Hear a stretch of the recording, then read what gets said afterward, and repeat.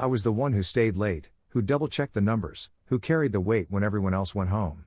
And yet, when the audit report surfaced, fraudulent invoices, manipulated budgets, a six-figure discrepancy, my boss, the man who signed off on every single expense, pointed the finger at me. HR believed him. Accounting believed him. Suddenly, I was the thief who had betrayed the company's trust. I remember the sterile conference room, the way the fluorescent lights buzzed, and how his voice, calm and practiced, condemned me as if I were disposable. He walked out with his reputation intact, while I was left ruined, branded as corrupt. But here's the truth, he thought I'd stay silent. He thought I'd accept the humiliation. What he didn't know was that I kept records, timestamps, access logs, emails. He made me the fall guy. I decided to make him the story. My name is Daniel Kessler. I'm 34 years old, male, and until recently, I was a financial analyst at Westbridge Consulting, a mid-sized firm tucked into the 32nd floor of a glass tower downtown. My job was never glamorous, but I was good at it. I managed internal audits, reconciled invoices, and prepared the quarterly reports that clients depended on. Numbers don't lie, I used to tell myself. They're the one part of life that doesn't bend to politics, to gossip, to manipulation. I was wrong. The moment that changed everything came on a Thursday morning in March. I remember because the air still carried the damp chill winter leaves behind, and the office smelled faintly of burnt coffee and printer toner when I walked in. At 9:13 a.m., I received a calendar invite from HR, urgent meeting, compliance issue. No explanation, no warning. By 10 o'clock, I was sitting in conference room C, the kind with a too large table and a speakerphone in the middle like an interrogation lamp. My boss, Richard Hale, was already there. 51 years old, silver hair, perfect cufflinks. He gave me a look I couldn't place, cold, measured. Across from us sat two people from HR, both with folders stacked neatly in front of them. The accusations came quickly. Unauthorized payments. Altered invoices. 6 figures unaccounted for. The document slid across the table with my initials circled in red. Daniel, can you explain this? I stared at the pages, recognizing the vendor names, the expense codes, but also recognizing something more disturbing. These weren't my approvals. They carried my login, my timestamp, but not my memory. When I looked up, Richard's eyes were on me, steady and deliberate. And in that moment, I realized what was happening. He was using me. He had already written the narrative, loyal analyst goes rogue, while the firm's trusted partner, the executive with decades of service, remains blameless. I left that room stripped of everything, my credibility, my reputation, my security. But as I sat in my car afterward, hands trembling on the steering wheel, one thought burned hotter than the shame. Numbers don't lie. People do. And if Richard Hale thought I wouldn't fight, he had no idea who he had just tried to erase. The next morning, I walked into the office to the sound of whispers. People avoided my eyes, but I could feel them watching. My keycard still worked, though I knew it was only a matter of time before security escorted me out for good. Richard's voice carried from his office when I passed by, measured, calm, the voice of a man explaining an unfortunate breach of trust to a client on speakerphone. He didn't even lower his tone. He wanted me to hear. I sat at my desk anyway. My monitor blinked awake, and with it, the truth I had been piecing together for weeks but hadn't allowed myself to face. It started with the invoices. Small things at first, vendors I didn't recognize, expense lines with vague descriptions like consulting services or strategic support. The numbers fit, technically. They balanced in the ledgers. But they didn't match the work I knew we had done. I had flagged one back in January. Richard had waved me off with a sharp smile. Don't worry about it, Daniel. These are handled at the executive level. That was the first red flag.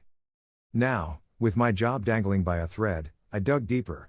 I pulled up the transaction logs from the internal finance portal, cross-referencing invoice dates against vendor databases. Something stood out, identical vendor names with minor spelling differences, Summit Analytics LLC and Summit Analytics LLC. Both had been paid. Both bore my initials. But I remembered the access log system better than Richard realized. Every login carried a timestamp, an IP address, and a workstation ID. I knew where I had been on those days, on-site client visits, logged through our calendar system, with geotagged badge swipes at the client buildings. I couldn't have approved those invoices. And yet, there they were, with my name on them. By noon, I had compiled a small dossier, a list of duplicate vendors, approval logs, and system timestamps that contradicted my physical whereabouts. I saved them to a personal encrypted drive, separate from the company network. That night, at home, the evidence spread across my dining table like a puzzle. Printouts stacked in neat piles, highlighted lines glowing under the lamp. It smelled like paper and ink and cold takeout noodles I barely touched. For the first time since the HR ambush, I felt something steadying me. Fear was still there, humming under my ribs, but it was joined by something else, certainty. Richard thought he'd buried me under his paper trail. He didn't realize I was already following my own. 2 days after the first meeting, the summons came again. Same conference room. Same folders. This time, there was no pretense of inquiry, it was a verdict waiting to be read. I walked in at 2 p.m. sharp. HR Director Marlene Foster was already seated, her expression carved into professional sympathy, the kind that isn't real. Next to her sat Richard, sleeves rolled back just enough to show his Rolex, face calm as glass.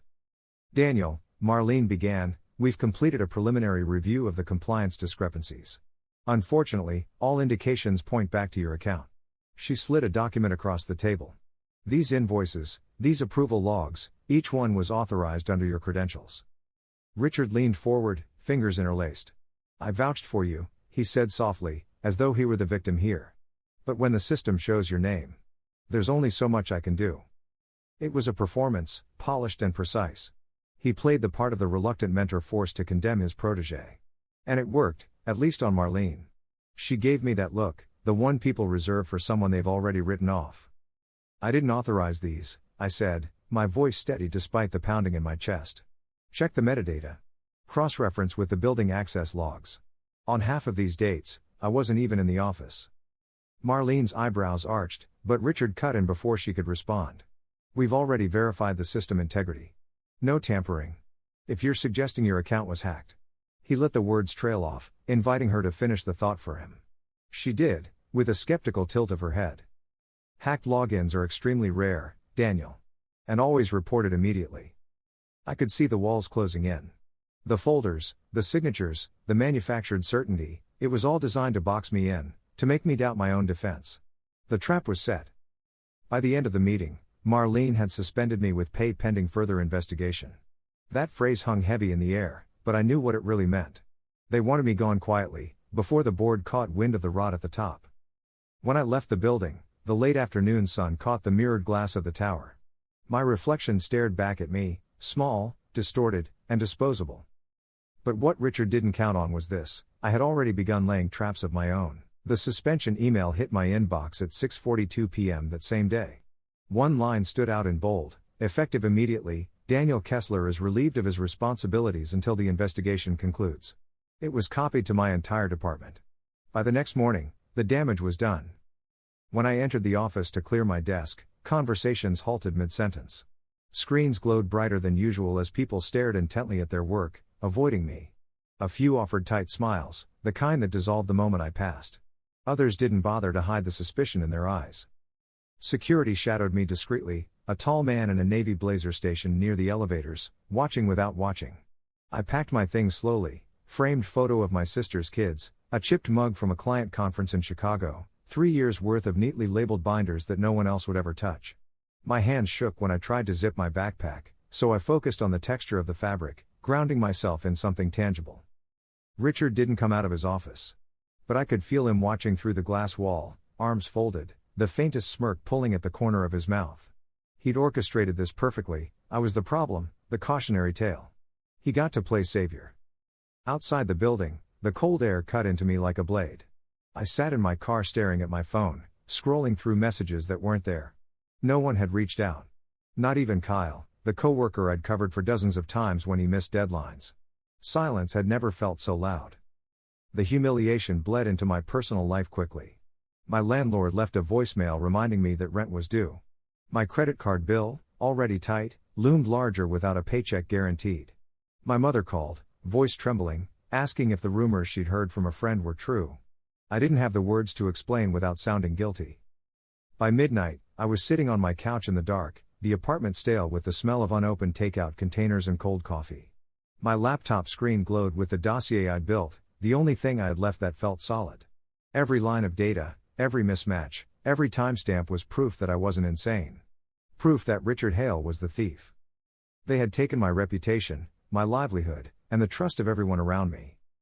But they hadn't taken the one thing I knew how to wield better than anyone else: the numbers. The first night after suspension, I didn't sleep. Instead, I turned my dining table into an evidence board. A second-hand laser printer from my closet hummed through the early hours, spitting out invoice scans and transaction logs. The stacks grew until they towered beside half-drained mugs of coffee and the crusted remains of delivery food. I had one advantage Richard didn't know about: my habit of redundancy. For years, I'd archived project files and system exports onto an encrypted personal drive, not because I distrusted the company, but because I distrusted systems. Servers fail. Files get overwritten. Paper trails vanish. I never imagined that quirk of paranoia would become my lifeline. Step 1 was securing everything off network. I used a fresh external SSD, ICE 256 encrypted, with a redundant cloud mirror in an account under an alias. Every file I touched was hashed with SHA 256 values, so I could later prove nothing had been altered. If Richard or HR tried to challenge my records, I'd have a verifiable chain of custody. Step 2 was context. I cross-referenced invoice approvals with my Outlook calendar, access badge swipes, and even geotagged photos from my phone. On March 8, for example, an invoice for Summit Analytics LLC was approved at 2:14 p.m. from my account. At that exact time, I was across town at a client site, badging into their building at 2:11 p.m., with a geotagged selfie sent to my sister at 2:19. That wasn't coincidence, that was evidence. Step 3 was corroboration. I quietly reached out to 2 former colleagues, people who had left Westbridge on bitter terms with Richard. I framed it casually at first, asking if they'd ever noticed anomalies in invoices or approval chains. One of them, Sarah, replied within minutes, "Yes. He did the same thing to me, but I didn't have proof." Her words sharpened my focus. This wasn't just my fight, it was a pattern. A method. By dawn, my wall was covered with taped-up printouts, connected by red string like a cliché detective board. It looked absurd, but it gave me clarity. Every line, every timestamp, every discrepancy pulled tighter around Richard Hale. I knew I couldn't storm into HR with this. They'd already chosen their side. What I needed was undeniable proof, something so precise, so airtight, that not even Richard's calm lies could cover it. He had set his trap for me. Now, I was designing one for him. Sleep became a casualty. I lived in cycles of caffeine, data, and silence. Days blurred into nights, nights into days. My blinds stayed closed, the only light the blue glow of my laptop and the harsh white from the desk lamp that burned long past midnight. Every hour was spent tracing Richard's fingerprints through the numbers. The company's financial system was designed to look seamless, but I knew its weaknesses. Logs weren't deleted, they were archived. Buried. Most analysts didn't know where to look. I did. By 3:17 a.m. on a Tuesday, I uncovered the first seam: duplicate invoice IDs that should have been impossible. The system generated unique identifiers sequentially, but here were 2 invoices with identical numbers, submitted weeks apart, routed through different vendor names. Both bore my credentials. That kind of tampering couldn't be accidental, it had to be forced through admin access. Another night, the breakthrough came in the form of an IP trace. I pulled session logs from the finance portal backups and matched them against workstation IDs. Twice, invoices were approved under my login while the IP resolved to a static address in Richard's executive suite. The logs didn't lie, he had used my credentials on his own machine. Still, raw data wasn't enough. I needed corroboration that couldn't be brushed aside. So I widened the net. I filed a FOIA request for city business license records on the Shell vendors: Summit Analytics LLC, Crescent Advisory Group, Northfield Solutions. What came back chilled me. Each company had been registered under Shell addresses, PO boxes, virtual suites, but the filing agent for 2 of them was the same: a corporate services attorney who also handled Richard Hale's personal real estate LLCs. The pattern was undeniable. But with every discovery came doubt. What if HR buried this? What if Richard buried me deeper? At 4 a.m. one night, I stared at my reflection in the black screen of my laptop, unshaven, hollow-eyed. My apartment smelled of stale sweat and burnt coffee filters. My hands trembled from exhaustion, but my mind refused to stop. I pinned each finding on the board, step by step, building a lattice of evidence. Vendor filings. Session logs. Duplicated IDs. My own calendar entries. It all pointed in one direction: Richard had engineered the fraud, then framed me to absorb the fallout. But evidence in a vacuum meant nothing. I needed leverage. A way to force this into the open, where his grip couldn't contain it. And so, somewhere between dawn and the bitter dregs of another pot of coffee, I knew what the next phase had to be. I had to put Richard under pressure, make him slip. Suspension kept me out of the office, but it didn't silence me. Every day I sent HR a new email, formal, meticulous, documented. Each message contained evidence, mismatched timestamps, duplicate vendor IDs, IP logs, public registration records. I copied myself on a private account, building a record beyond their reach. Their replies grew shorter, colder. We have received your concerns. The investigation is ongoing. Translation: stop pushing. But I didn't stop. The tension bled into Richard's perfect composure. I could hear it in his voice during the weekly check-in call HR insisted we have. He tried to mask it, but the clipped tone gave him away. "Daniel," he said once, exhaling like a disappointed parent, "you're digging yourself deeper. These accusations don't look good. For your sake, I'd advise letting the process run its course." That was his mistake. He thought intimidation would break me. All it did was confirm I was getting closer.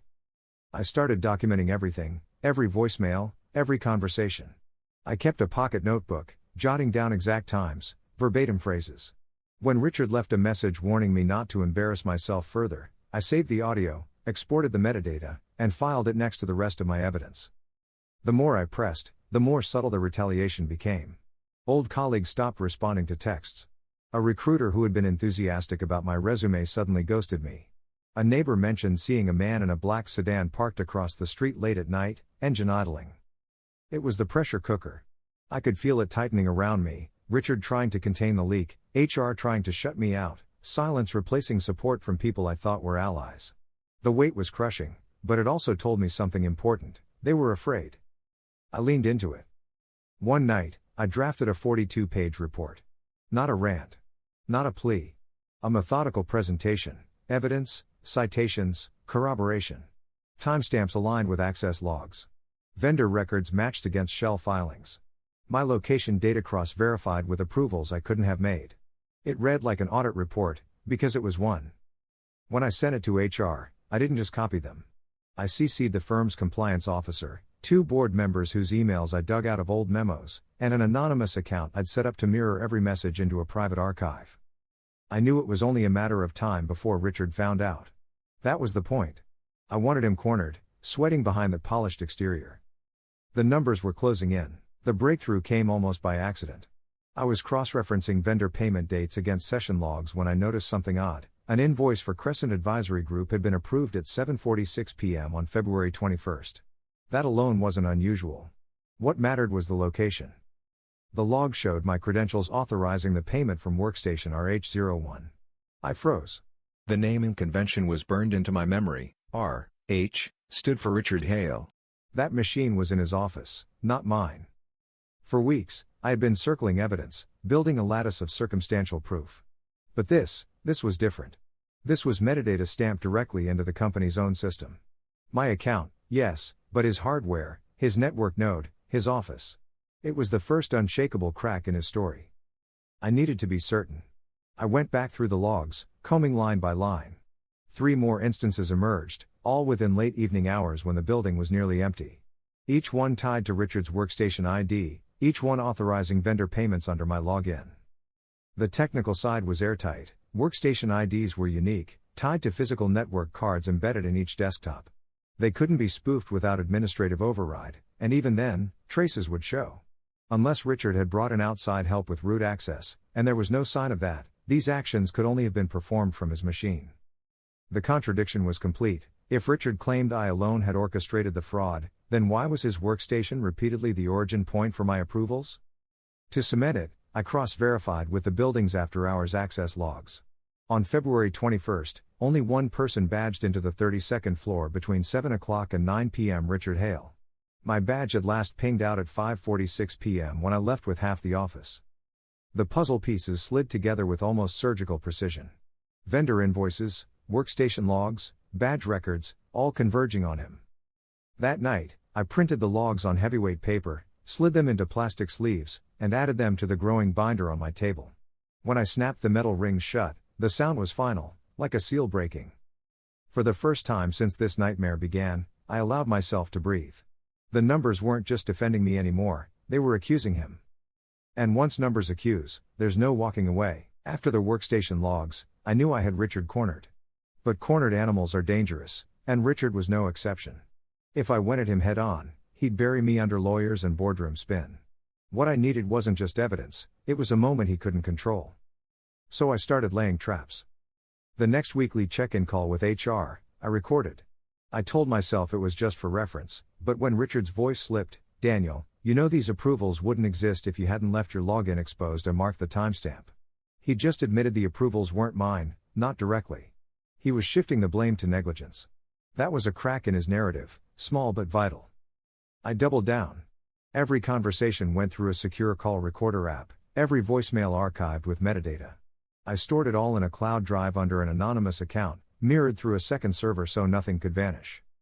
Meanwhile, I reached back out to Sarah, the former colleague who'd hinted Richard had pulled similar tricks on her.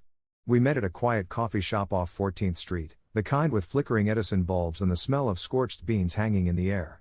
She brought a folder, emails from 2 years ago where she had flagged fraudulent vendor activity, only for Richard to dismiss her concerns. The pattern was identical. Different shell companies, same deflection. "It ruined me," she said, fingers tightening around her mug. "But if you've got proof, Daniel, I'll back you." That was the corroboration I needed, someone else who had lived his playbook. I also began testing Richard directly. I sent HR another report, this one focusing solely on the workstation logs. I knew they'd forward it to him. 2 days later, I got a call from a blocked number. Silence at first, then Richard's voice, tight and sharp. "You don't know what you're doing." I said nothing, let the line hang. Finally, he added, "Careful, Daniel. Some things are bigger than you." The call ended. My hands shook, but not from fear. I saved the recording, labeled it thread_0427.wave, and filed it. The net was tightening, thread by thread. Each log, each recording, each corroborating voice was another knot. Richard was still out there, polished and untouchable in his corner office, but I could feel the pressure building. He was slipping. And soon, he would fall into the trap he'd built for me. By the time my binder reached 200 pages, I knew HR would never act. They had too much to lose. Richard wasn't just my boss, he was one of the firm's rainmakers, the kind of executive who brought in million-dollar clients with a handshake. Sacrificing me was easier than acknowledging his rot. So I bypassed them. I drafted a compressed, 60-page summary of my findings, metadata, invoice anomalies, workstation IDs, badge logs, vendor registrations, corroborating testimony. No speculation, no emotion. Just verifiable facts, laid out like an indictment. At the top, I stamped the date and time, hashed the document with SHA 256 value, and notarized the hash online. No one could claim I'd altered it after the fact. The question was, who could I trust with it? Not HR. Not compliance. Not anyone inside Westbridge. I needed a credible vector, one that Richard couldn't smother. The answer came late one night as I scrolled through news feeds. The Ledger, a watchdog business journal known for exposing corporate fraud. Their senior reporter, Maya Stenson, had taken down 2 CEOs in the past 3 years. She had a reputation for precision and caution, exactly what I needed. I sent her an anonymous email with a taste of the evidence, 1 workstation log entry, 1 vendor filing, 1 badge record. Just enough to prove I wasn't bluffing. I signed it only, the man they tried to erase. 2 days later, her reply arrived. "I've seen enough to know this is real. We need to talk. Secure line only." When we finally spoke, her questions came sharp and relentless. She demanded timestamps, source files, corroboration. I gave her everything, piece by piece. By the end of the call, she was quiet for a long time before saying, "If this holds, Daniel, you're not just clearing your name. You're detonating a bomb inside Westbridge." That was the point. Together, we planned the release. She would confront Westbridge's board with the findings first, give them no chance to bury it quietly. Then, if they stalled, she'd publish everything, logs, invoices, vendor ties, Richard's recorded threats. The night before the meeting, I sat alone in my apartment, the binder closed in front of me. Outside, rain tapped against the windows, steady and unrelenting. My phone buzzed with a final message from Maya, "Tomorrow, 10 a.m. they won't see it coming." I leaned back, exhaustion flooding me, but for the first time in months, I felt something else rise beneath it. Not relief, not yet. But anticipation. Richard Hale had built his empire on lies and paperwork. Tomorrow, the paperwork would bury him. The call came at 10:47 a.m., less than an hour after Maya's meeting with the board. Her voice was clipped, urgent. They tried to stall. I gave them a deadline. By noon, this goes live. I paced my apartment, binder in hand, as the clock crawled forward. At 12:03, the Ledger published the story. The headline hit like a hammer. Executive fraud scheme at Westbridge, internal analyst framed, evidence shows. The article was surgical. It laid out the proof step by step: Richard's workstation logs, duplicate invoice IDs, vendor registrations tied to his attorney, corroborating testimony from Sarah. My name was there too, no longer as the accused, but as the whistleblower who had documented the scheme. The fallout was immediate. By 12:20, Westbridge's stock ticker was already sliding. Clients began pulling retainers by 1 o'clock. An emergency all-hands meeting was called at 2:15, streamed from the 32nd floor. I wasn't in the building, but someone recorded it and sent me the clip. Richard sat at the head of the long glass table, the picture of control, until Maya's article was projected onto the wall behind him. His voice faltered as board members peppered him with questions. One demanded to know why his workstation had authorized fraudulent payments under my login. Another asked about the attorney overlap with shell vendors. For the first time, Richard had no script. I watched his hands, those steady, cuff-linked hands, begin to tremble. His eyes darted between faces, searching for allies, finding none. And then came the moment I had been waiting for. Pressed too tightly, he snapped. "Fine," he said, voice sharp, cracking. The system was compromised. He stopped himself, but not soon enough. The admission was caught on the meeting recording, time-stamped, logged, undeniable. By the next morning, Richard Hale was suspended pending investigation. 2 days later, he resigned to pursue personal matters. The euphemism didn't fool anyone. As for me, my name was cleared. HR sent a carefully worded apology email, citing new information that absolved me of all wrongdoing. No phone call. No face-to-face. Just a line of text trying to erase months of humiliation. But it didn't matter. The truth was out. Richard had fallen, and the numbers had carried me through. Still, as I sat in my quiet apartment, binder closed at last, I felt no triumph. Only the weight of survival, heavy and real. Richard had used me as the fall guy. In the end, he became the story. Westbridge didn't collapse overnight, but it cracked where Richard had once held it together. Clients withdrew, the board scrambled, and compliance teams descended on the 32nd floor with boxes and clipboards. His office, once sealed like a sanctum, was gutted in a week. The glass desk cleared, the framed diplomas stripped from the wall, the air suddenly empty of cologne and authority. 2 weeks later, I was asked to return. On an interim basis, they said. A gesture meant to placate regulators, to show that the firm valued the man who had caught the fraud instead of burying him. I didn't need the paycheck. I'd already received offers from firms who wanted an analyst proven in fire, but I accepted. Walking back into the office was surreal. Colleagues who once wouldn't meet my eyes now smiled too brightly, voices too eager. HR avoided me entirely.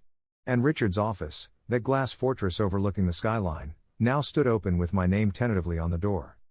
I sat behind his desk for the first time on a rainy Monday morning.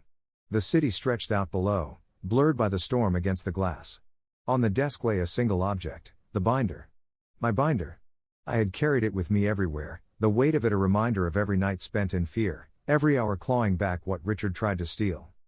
Now it sat there quietly, no longer needed. I opened it one last time, ran my hand over the pages, then closed it for good. The sound echoed in the empty office. Outside, the rain eased. Sunlight broke through, catching on the towers, painting the skyline in gold. I didn't gloat. I didn't smile. I just breathed, steady and quiet. Because in the end, survival wasn't about victory. It was about truth. And sitting in the chair he once ruled from, I knew the truth had finally won. Final line. The office he used to destroy me was the office where I reclaimed myself.